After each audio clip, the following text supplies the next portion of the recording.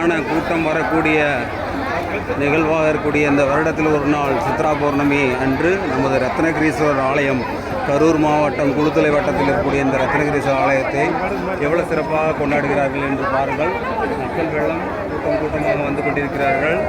மணி சரியாக 9 மாலை 4 மணிலிருந்து சுற்ற ஆரம்பித்து விட்டார்கள். மக்கள் பொதுமக்கள் எவ்வளோ சிறப்பாக இருக்குது பாருங்கள். இதான் மலை ஏறும் பகுதி. எவ்வளோ மக்கள் வந்துட்டாங்க பாருங்கள்.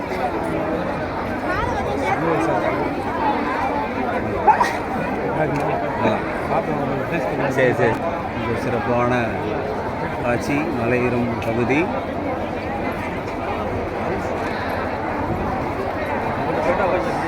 பக்தர்கள் சாரையாக வந்து கொண்டிருக்கிறாங்க. ஓம் நமச்சிவாய, ஓம் நமச்சிவாய.